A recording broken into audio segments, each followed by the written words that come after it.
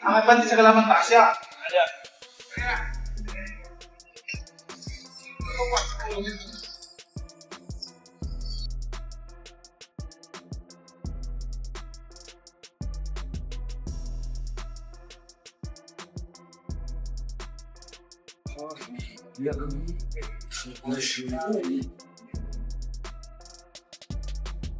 Derte!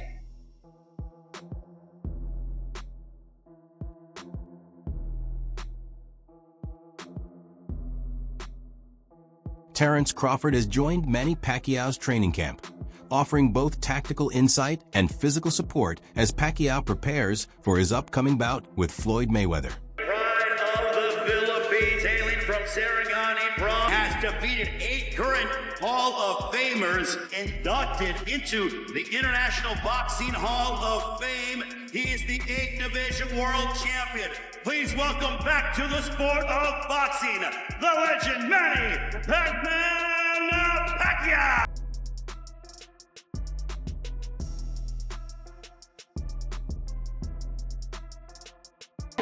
What up, man? Great job. Great job. It's a good day. Oh, yeah. Every day is a day.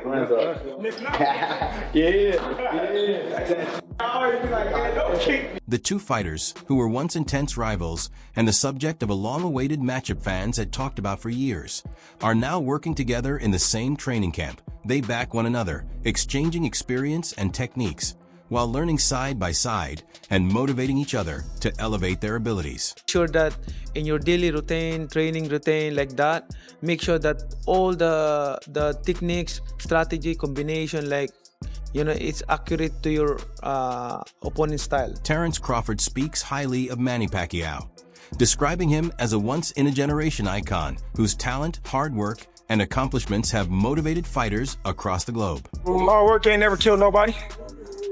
We working. Max Kellerman says Terence Crawford has risen to the same elite tier as Manny Pacquiao, explaining that the two fighters are now very close in ability, with Crawford strengthening his case after defeating Canelo. The situation, guys. No one has ever been a 4-division champion in boxing. Not a real one. Oh, Pacquiao won 8 and Oscar De La Hoya won 11 and this one won 15. No, I'm talking about Ring Magazine champ or lineal champ. You are the champion of that division. Get them all. Forever, the record was 3 by Henry Armstrong. Manny Pacquiao was the first dude to really win 4. Floyd gets credit for 4 for beating Canelo, but that wasn't at the junior middleweight limit. I don't count that. Right. I don't count that. Right.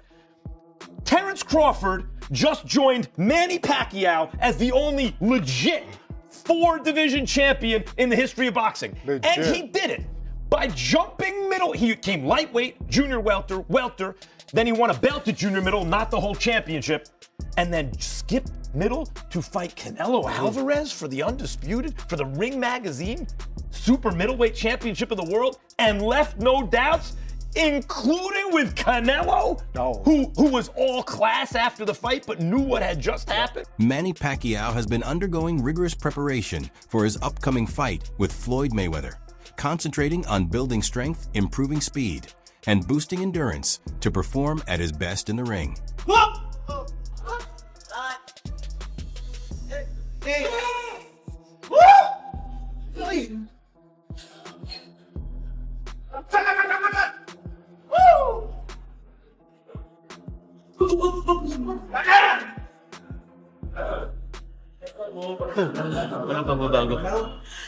Throughout his training camp, Manny spends significant time on pad drills, refining his combinations, accuracy, and timing to keep every punch sharp and powerful.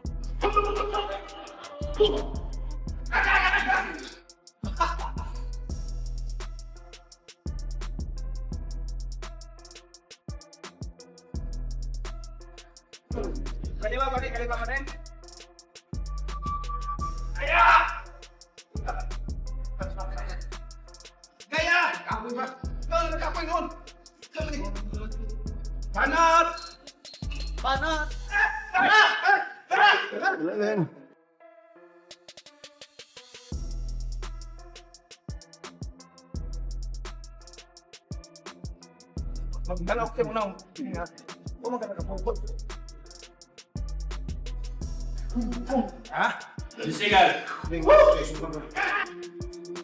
he shares that boxing remains his greatest passion, saying he truly missed the sport and is now fully committed to demanding daily training. I missed boxing for 4 years. It's good for me, for my body, because I've been in. I started boxing when I was young, so good for my body to rest for 4 years, and then now I come back. I feel like I'm, the passion, the fire in my eyes to work hard, like that, is still there.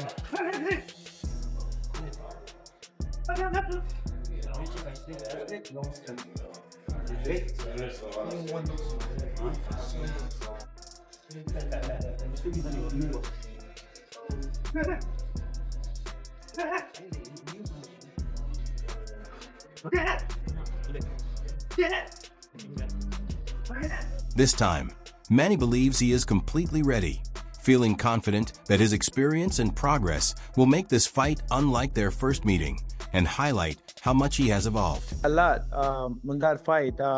Way back 2015, I think we become mature right now and how to handle it, and I hope that it will not happen again like the way it is last 2015. It's the experience is like not really 100%, but I'm hoping for this time around no more excuses, especially to my condition and also for everything. I'm so excited and ready to. Manny also highlights the importance of consistency, approaching every training session with discipline, including stick drills and conditioning work to remain sharp and fully prepared for the challenge ahead. So then we have 1, 2, 3.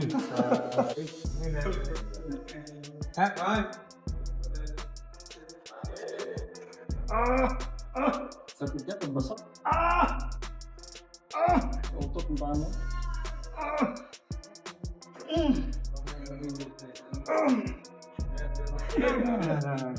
No. Very heavy place. Heavy place.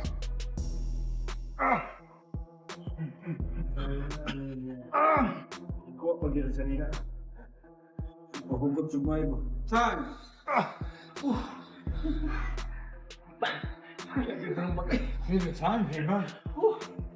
I did that mine go 45 seconds. Teddy Atlas offered a detailed breakdown comparing Floyd Mayweather and Manny Pacquiao, pointing out the strengths and weaknesses of both legendary fighters, but he began with age, giving neither man an advantage, since both are experienced veterans. When examining wear and tear, he noted that Mayweather likely has fewer miles on him because of his defensive style, giving him a slight advantage in that area. Looking at reflexes and timing, Pacquiao earned the edge because he has remained active against tough opponents like Barrios, which keeps his timing sharp, while Mayweather's time away from competition could impact his rhythm early in the fight. Regarding punching power, Pacquiao was considered the natural power puncher, though Mayweather's physical size helps balance that difference. When it comes to speed, Atlas gave credit to both fighters, Mayweather for his smooth and controlled movement, and Pacquiao for his explosive hand and foot speed on defense. Mayweather stood out as a master of the craft, although Pacquiao was also acknowledged as a strong defensive fighter. A chart of advantages, disadvantages at this point for both these, these iconic fighters, right? At this point. All right, number one, advantage, disadvantage, age, right? I put even. They each get a check. They're both old, right? So that's number one. The number two was who's got less miles on the odometer. And because of the defensive style of Mayweather, I gave a check to Mayweather having the edge here. I mean, besides the Marquez fights, Pacquiao's been in some tough fights, right? Reflexes and timing and other boxing elements. Well, I gave the check to Pacquiao. At least he's had some fights, or at least one real fight, with Barrios recently. And yeah, Mayweather's fresher, but inactivity could affect his time. In terms of conditioning, Pacquiao received a slight edge because of his recent demanding training camp with Barrios, though Mayweather is known for consistently staying in excellent shape. When considering the intangibles, Mayweather was seen to have a psychological advantage after winning their first meeting, while Pacquiao's recent activity has helped keep him sharp. Teddy Atlas concluded by stressing that styles often determine the outcome of fights. He noted that Mayweather's approach could create challenges, but Pacquiao's recent experience is also significant. In the end, he viewed the matchup as evenly balanced, leaving plenty of room for discussion and debate among fans. Especially early in the fight. So next one, power. Well, the guy who's always been a naturally better puncher, not the naturally bigger guy though, so that equals it out a little bit, evens it out. The naturally bigger guy is Mayweather, but the natural puncher was always Pacquiao. He gets a check. Speed, who gets the edge there? Well, Mayweather always fast, always smooth, always fluid. And Pacquiao, I mean, tremendous hand and feet speed, foot speed. I give them both the check, no advantage. Defense, well, the forte and the reason he could fight so long for Mayweather has always been, he's been a wizard. He's been a defensive magician in the ring. I mean, Pacquiao gets hit more, but, you know, he's a good defensive fighter. He's been great, but Mayweather's the man there. Conditioning. Hey, Floyd lives clean. He always seems to be in... Added Oladipo questioned why so much attention remains on veteran boxing legends, especially Floyd Mayweather, pointing out that by the time his next bout takes place, he will be close to 49 years old. He suggested the spotlight should shift toward the younger generation, mentioning rising talents such as Ryan Garcia, Shakur Stevenson, Keyshawn Davis, Devin Haney, and Teofimo Lopez as fighters ready to lead the sport forward. When discussing Manny Pacquiao, Oladipo admitted that Pacquiao still appears to be in outstanding shape, even referencing his strong showing against Mario Barrios. However, he raised doubts about Mayweather's readiness, wondering whether fitness from exhibition bouts would truly translate into a competitive fight. But he also noted that, despite their age, both fighters could still earn massive paydays, though potential matchups might resemble high-profile sparring sessions more than genuine competition. When's it gonna stop? When are we gonna stop rolling out these old-timers? And Floyd is an old-timer, people. I think he's gonna be 49 by the time this fight rolls around. When are we gonna stop wheeling them out? Like, let it go. Let the youngsters come through and let them take the shine. Like, it's just getting, honestly, it's getting crazy. And I say all this, I will watch it. Of course I will watch it because I'm a big Floyd fan and a big Manny Pacquiao fan. But, like, the youngsters need their time to shine now. We've got a good group of youngsters. A good group of youngsters. I was in Vegas to watch Ryan Garcia. I looked around the ring. I saw Shakur Stevenson. I saw Keyshawn Davis. I saw Devin Haney, Teofimo Lopez. Like, we've got a good bunch. Let them have their shine. Don't need to see this anymore. Honestly, I really don't. Manny Pacquiao is in great shape, right? We saw him against Mario Barrios. I mean, he could have been a world champion. We haven't seen Floyd for a while. Obviously, he's been doing his exhibitions. He always looks... Oladipo also spoke about rising stars and promising heavyweight contenders. He described David Benavidez as a large, aggressive fighter with several major opportunities ahead, including potential bouts with Dmitry Bivol and Artur Beterbiev, matchups that could deliver intense, high-stakes action. He praised the bravery of these fighters, noting their willingness to face top competition without hesitation. That he also previewed upcoming events, including a potential clash between Naoya Inoue and Junto Nakatani at the Tokyo Dome, predicting it could draw a sold-out crowd. Oladipo mentioned Claressa Shields and her continued dominance, while also highlighting British prospects such as Conor Benn, who could play a key role for promoters like Sky Sports. According to Oladipo, building and promoting young talent is crucial, stressing that boxing's future relies on giving the next generation a chance to rise, while still honoring legends like Mayweather and Pacquiao. This fight's going to be a 6-rounder, an 8-rounder, a 10-rounder. I don't know what size gloves they're using. I don't know, man. Honestly, I don't know, people. I don't know. It is what it is. Look, maybe I'm putting too much stock into it. Let them just have their fight. Again, I do want to know what's going to happen with Provodnikov, Pacquiao. I'm guessing that probably is cancelled. Like, if you're Pacquiao, why on earth would you fight Provodnikov when you've got the Mayweather check waiting for you? And if you're Mayweather, same thing. Why would you fight Mike Tyson in the Congo when you've got the Pacquiao check waiting for you? And we are led to believe both are under financial strain. I don't necessarily believe that, but this will make them good money. If they are, they're going to walk away with a nice 8-figure check each. for what will probably be a glorified sparring session. I know Pacquiao has spoken about in the last couple of days, so I'm going to take Mayweather's I don't think we think of it like Paulie Malignaggi sees the upcoming fight as another major payday, similar to the anticipation surrounding the first meeting between Floyd Mayweather Jr. and Manny Pacquiao. Although their 2015 clash carried historic hype, many felt it didn't deliver the explosive action fans expected. Instead, the bout unfolded as a careful tactical battle. Spectators hoped for constant exchanges, but much of the fight resembled a strategic chess match rather than an all-out brawl. Even though the rematch is being presented as an official contest rather than an exhibition, the element of spectacle and entertainment still surround it.